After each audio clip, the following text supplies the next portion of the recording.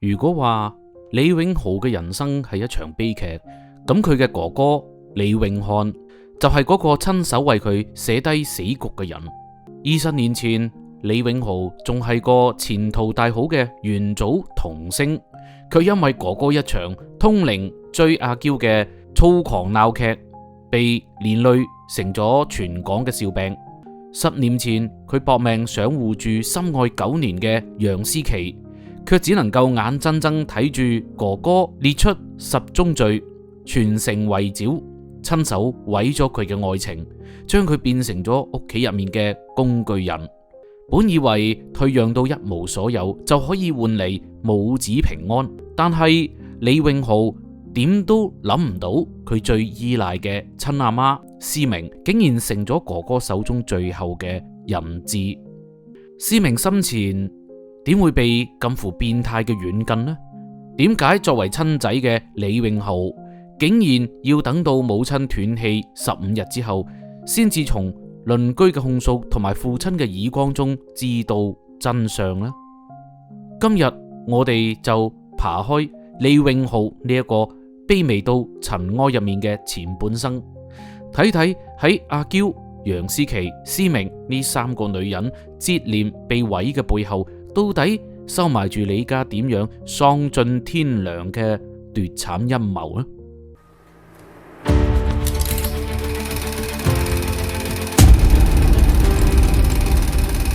第一章，喪禮開戰。思明嘅離世本係港圈一樁令人唏噓嘅事。呢一位出生麗的電視訓練班嘅資深藝人，年輕嗰陣亦都係顏值出眾嘅女神，仲曾經喺1986版《倚天屠龍記》中飾演紫衫龍王。後嚟嫁咗俾 TVB 武術指導李家鼎，生低咗李永漢、李永浩一對孖仔。為咗照顧孩子，甘願放棄自己嘅演藝事業，妥妥嘅慈母人設。但係邊個可以諗到，佢搏盡全力呵護嘅家庭，喺佢走之後，會變成咗一場毫無體面嘅鬧劇。事情嘅導火索就係長子李永漢嘅一句禁令。思明去世之後，李永豪嘅妻子林如謙想出席家婆嘅葬禮，送老人家最後一程，卻被李永漢直接拒絕，理由係阿媽生前唔想見佢。呢一句話一出，瞬間引發咗全網熱議。有人誇李永漢孝順，事事以母親意願為先。但係冇過幾耐，思明嘅前夫2個仔嘅父親李家鼎就直接打臉李永漢。李家鼎公開接受採訪，語氣激動咁否認咗李永漢嘅講法，直言：我前妻從嚟都冇講過唔願意見儀式啊，甚至怒斥李永漢造謠生事，仲順帶爆出一個驚天猛料：思明生前曾經多次被李永漢威脅，二人母子關係早已經破裂，而佢自己同埋李永漢嘅父子情亦都早喺多年前就斷咗啦。佢根本就唔管佢阿媽嘅死活。而家人走咗啦，仲攞我前妻做借口搞事情，太唔似話啦。李家鼎嘅話直接將李家嘅矛盾擺到上台面上，一時間全網嘩然。一邊係長子聲稱孝順，一邊係父親控訴不孝。思明嘅葬禮徹底變成咗父子反目嘅戰場，而呢一切最尷尬、最委屈嘅，莫過於李永豪。佢夾喺哥哥同埋父親之間，一邊係血脈相連嘅哥哥，一邊係養育自己嘅父親。但係2個人嘈到不可開交，卻從嚟都冇人問過佢嘅諗法。佢嘅妻子唔可以出席母親嘅葬禮，佢作為兒子，連令到妻子送家婆最後一程嘅權利都冇。父親同埋哥哥撕破面皮，佢只能夠默默咁睇住，連一句勸和嘅話都唔敢講。更令人唏噓嘅係，思明生前最後一個採訪被曝光，視頻入面嘅佢精神煥發，口齒伶俐，身着粉色蕾絲裙。邊個都冇諗到呢一個會係佢最後一次公開露面。採訪中，思明坦言自己最大嘅心願就係子孫積福。家庭和睦。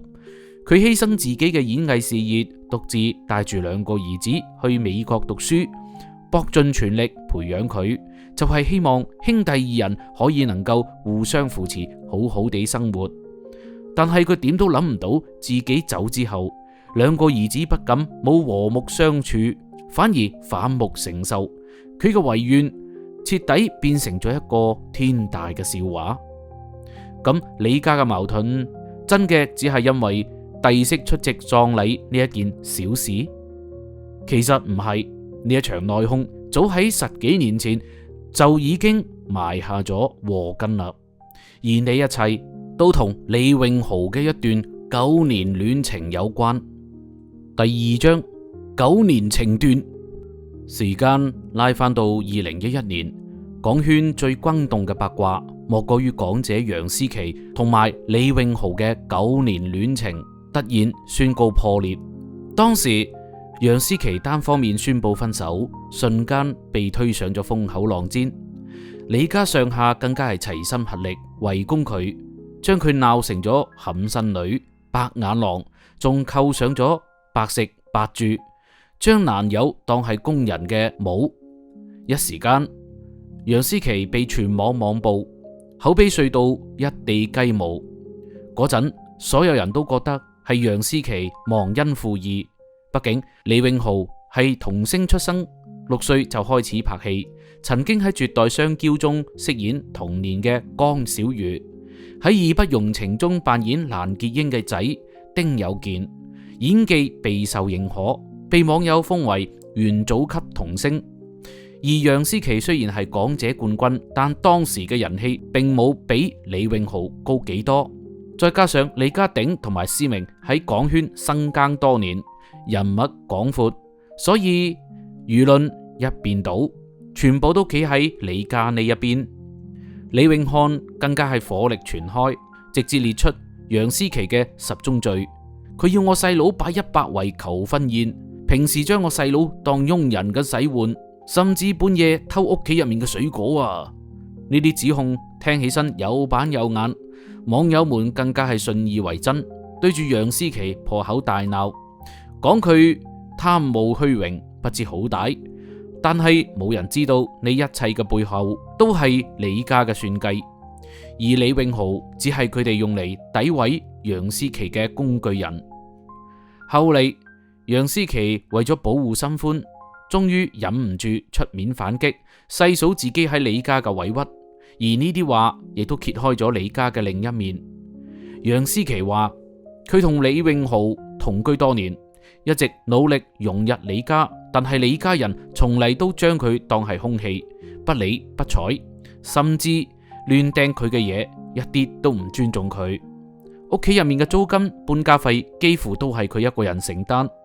李永豪嘅工資全部都交俾思明，仲被嫌唔夠，佢只能夠幫李永豪還信用卡，但係到咗最後卻被指責外拆信用卡揮霍無度。更令人心痛嘅係，李永豪喺李家從嚟都冇話語權。楊思琦話李家幾日一小吵，幾日一大吵。有一次，李永漢因為一啲小事將李永豪打到差啲斷手，佢上前勸交，卻被李家人當做係多管閒事，仲被指責挑唆兄弟關係。但係即便被打得咁慘，李永豪亦都只能夠默默忍受，唔敢反抗，因為佢知道母親思明一直偏愛哥哥李永漢，就算佢告狀，母親亦都只會偏袒哥哥，甚至會指責佢唔懂事。嗰段時間，李永豪活得有幾卑微，一邊係自己愛咗9年嘅女友，一邊係偏生嘅母親同埋霸道嘅哥哥，佢夾喺中間，左右為難啦。佢想保護楊思琦，卻冇嗰個能力；佢想反抗哥哥，又驚母親傷心。到咗最後，只能夠睇住楊思琦被全網網暴，睇住自己嘅9年戀情化為泡影，甚至仲要跟住屋企人一齊詆毀嗰個自己曾經深愛嘅女人。邊個可以諗到呢一場睇似簡單嘅情傷背後竟然仲收埋住更加驚人嘅秘密？楊思琦當年嘅委屈，真嘅只係因為婆媳不和、兄弟矛盾。第3章，偏心的母親。好多人都話李家嘅矛盾根源在於思明嘅偏心，呢一句話一啲都唔假。思明同埋李家鼎1977年結婚，1994年離婚。離婚之後，佢獨自帶住2個仔去美國生活，甘願做耕讀媽媽，努力俾2個仔最好嘅生活同埋升學環境。呢一份母愛睇似偉大，卻從嚟都冇一碗水端平過。佢嘅偏愛全部都俾咗長子李永漢，而細仔李永豪只能夠喺角落入面默默承受住所有嘅忽視同埋不公。思明生前最後一次採訪中彈劾2個兒子，態度截然唔同。提到李永漢嗰陣，佢雙眼放光，成面心痛，直言李永漢當年喺娛樂圈被媒體陷害，因為攞花等阿嬌嘅事件被全網嘲笑，毀咗一生。呢一件事並非偶然，而係一場持續發酵、徹底改寫李永漢演藝生涯嘅鬧劇。背後仲有思明一生都無法釋懷嘅愧疚。事情要從2002年講起。彼時啱啱回港入行冇幾耐嘅李永漢，喺一次接受媒體採訪嗰陣，突然間語出驚人，聲稱自己擁有通天眼，可以睇到前世今生，仲直言自己同當時正當紅嘅阿嬌鐘欣桐有住幾世嘅姻緣，二人前世就係夫妻，今世注定仲要相守，言語之間滿係篤定，甚至直言阿嬌就係我命中注定嘅人。呢一番離譜言論一出，瞬間喺港圈揭起咗軒然大波。要知道當時嘅阿嬌啱啱憑借 Twins 組合爆紅，顏值與人氣相高，係無數人心中嘅女神。而李永漢只係一個啱啱入行冇乜嘢名氣嘅小演員，二人此前毫無交集，咁樣嘅隔空示愛喺所有人睇嚟都係異想天開，甚至係故意博眼球。但係李永漢卻格外執着，不僅多次喺公開場合重複呢一番言論，仲真嘅付諸行動。佢特登買咗一大束玫瑰花，踎守喺阿嬌嘅寓所樓下，一等就係幾個鐘，想要當面表達自己嘅心意。而呢一幕啱啱好被踎守嘅港媒影到個正着，第二日就登上咗各大娛樂版頭條，標題全部都係痴心男李永漢踎守阿嬌樓下，聲稱前世係夫妻。李永漢通靈示愛，阿嬌避而不見。一時間，李永漢淪為全網笑柄，港媒更加係輪番調侃佢痴身妄想、精神失常。網友們亦都紛紛嘲諷佢想紅想癲咗啦，用荒誕嘅言論捆綁當紅藝人博熱度。面對鋪天蓋地嘅嘲笑同埋質疑，李永漢不僅冇收斂，反而越發堅定，仲喺後續嘅採訪中補充話自己能夠清晰睇到阿嬌前世嘅畫面，甚至可以講出一啲細節。但係呢啲話不僅冇說服力，反而令到佢嘅口碑雪上加霜。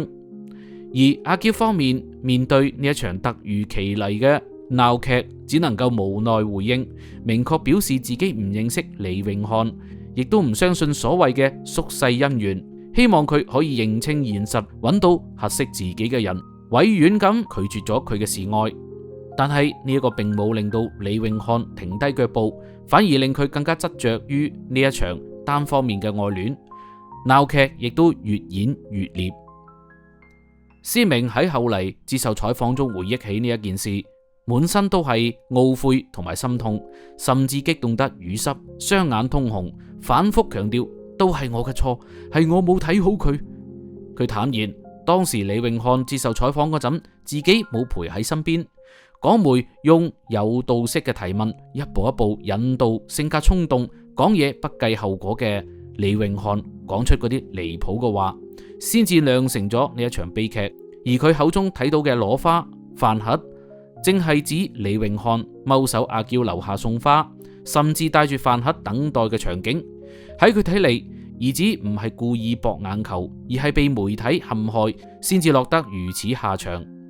呢一份委屈，亦都成咗佢畢生嘅遺憾。佢始終覺得係自己嘅疏忽毀咗李永漢嘅一生，不僅令佢徹底被娛樂圈拋棄，更加令佢日後無論做乜嘢都會被人攞呢一件事調侃、抨擊，抬唔起頭。但係提到李永豪嗰陣，佢只係一筆帶過，冇絲毫波瀾，仿佛呢一個仔只係一個無關緊要嘅陌生人。更令人寒心嘅係，當年李永豪同埋楊思琦分手，思明不僅冇安慰自己嘅兒子，反而同李永漢一齊聯手詆毀楊思琦，將所有嘅過錯都推到咗楊思琦嘅身上。呢一份偏心就似一根稻草，一啲一啲壓垮咗李永豪，令佢喺呢一個屋企入面活得越嚟越卑微。但係邊個可以諗到，思明搏盡全力呵護嘅李永漢，竟然會喺佢生前威脅佢，甚至喺佢死後攞佢嘅意願做借口，挑起家族內訌呢？第4章，鄰居爆料，真相大白。思明嘅離世就好似一把鎖匙，打開咗李家塵封多年嘅秘密。隨住李永漢同埋李家鼎嘅反目，當年楊思琦被網暴嘅真相亦都一啲一啲浮出水面，而李永豪藏咗幾十年嘅委屈，亦都終於被世人睇到。之前楊思琦話李家經常激烈爭吵，李永漢家暴弟弟，李家上下都堅稱佢造謠，仲話佢係因愛生恨，故意詆毀李家。但係就喺思明離世後，港圈大佬黃利文，亦就係李家嘅鄰居，終於忍唔住出面爆料，證實咗楊思琦嘅話。黃利文直言自己同埋李家做咗好多年嘅鄰居，經常會聽到李家傳嚟激烈嘅爭吵聲，有時候甚至可以聽到李永豪嘅哭聲同埋求饒聲。李永漢脾氣好差，經常欺負佢嘅細佬。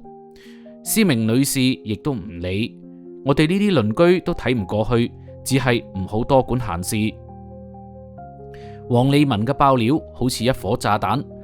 瞬間引爆咗全網。網友們終於恍然大悟，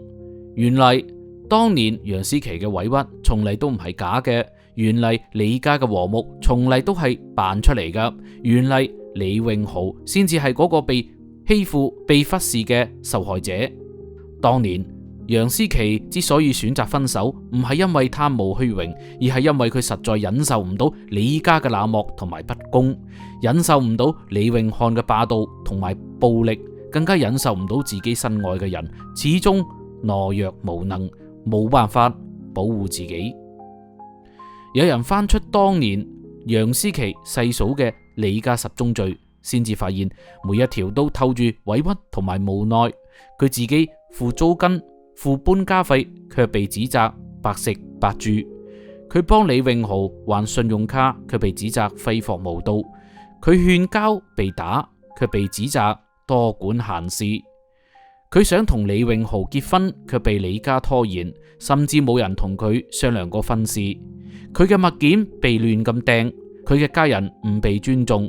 佢喺李家就好似一個多餘嘅人，連呼吸都係錯嘅。而李永豪喺呢一段感情入面，從嚟都唔係受害者，而係懦弱者。佢知道楊思琦受咗委屈，卻因為害怕母親嘅指責，害怕阿哥嘅報復，唔敢企出嚟為楊思琦講一句公道說話。佢知道母心偏心，知道哥哥蝦自己，卻只能夠默默忍受，唔敢反抗。佢甚至喺屋企人詆毀楊思琦嘅時候，只能夠沉默不語，睇住自己愛咗9年嘅女友被全網網暴，被千夫所指。如今楊思琦沉冤得雪，網友們紛紛向佢道歉，但係李永豪呢？佢嘅委屈，佢嘅痛苦，又應該向邊個訴說啊？呢一場家族鬧劇仲遠遠未結束，而李永豪似乎仲要繼續承受住呢一切。講到底，呢一場鬧劇中冇贏家，李永漢輸咗口碑，李家鼎輸咗晚節，楊思琦輸咗青春，而李榮豪輸咗一輩子嘅快樂同埋底氣。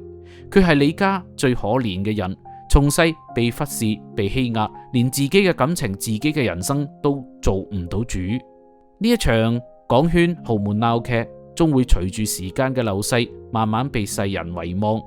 但係李榮豪嘅委屈、楊思琦嘅傷痛、思明嘅遺憾，卻會永遠留喺心底，成為一道無法愈合嘅傷疤。講到底，人心不足蛇吞象，親情一旦被貪婪同埋偏心污染，就再都翻唔到從前啦。而呢一個或者就係李家嘅鬧劇留俾我哋最深刻嘅啟示。